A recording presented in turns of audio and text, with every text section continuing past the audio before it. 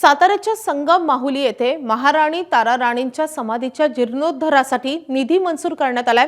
मात्र तो निधी मंजूर होऊनही वर्ग न झाल्यानं ग्रामस्थांनी नाराजी व्यक्त केली आहे। गेली अनेक वर्षे या समाधीकडे दुर्लक्ष होत असल्यामुळे एबीपी माझानं याचा पाठपुरावा केला होता। यानंतर राज्य सरकारनं माहुली घाट संवर्धन करण्याचा निर्णय घेतला होता आणि त्यासाठी निधी मंजूर झाला होता। मात्र तो अद्यापही न मिळाल्यामुळे ग्रामस्थ आणि शिवप्रेमी आक्रमक झालेत।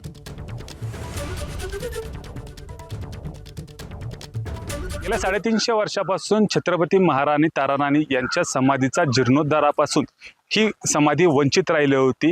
एबीपी माझाच्या माध्यमातून गेल्या 2 वर्षापासून या संदर्भात अनेक बातम्या करून एबीपी माझा या समाधीचा जीर्णोद्धार व्हावा या संदर्भात पाठपुरावा देखील करत होता। गेल्या 2 महिन्यापूर्वी संगम माहुली परिसरात महाराणी ताराराणी यांच्या समाधी चा जीर्णोद्धार करण्यासाठी त्याचबरोबर छत्रपती शाहू महाराज थोरले आणि कृष्णा वेण्णा चा जो घाट परिसर आहे या घाटाचं सुशोभीकरण करण्यासाठी प्रशासनाच्या माध्यमातून या ठिकाणी तब्बल 133 कोटी असा भरीव निधी देखील मंजूर करण्यात आला होता।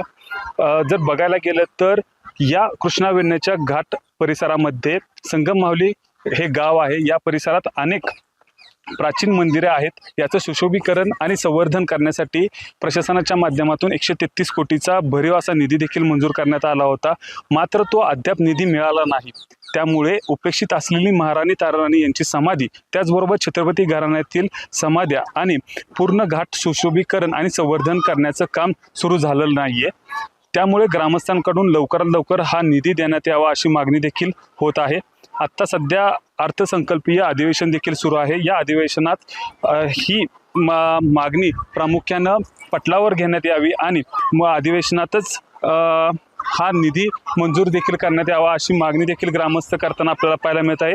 निधी मंजूर करून या घाटाचं आणि महाराणी ताराराणी या समाधीचं सुशोभीकरण त्याचबरोबर संवर्धन करण्यात यावं यासाठी शिवप्रेमी असतील संगम माहुली परिसरातील जे ग्रामस्थ आहेत त्यांच्याकडून मोठ्या प्रमाणावर मुख्यमंत्री यांच्याकडे मागणी होताना आपल्याला पाहायला मिळत आहेत।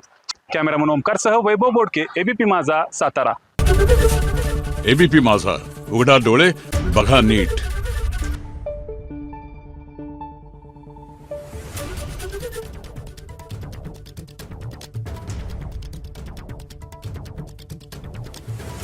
Thank you.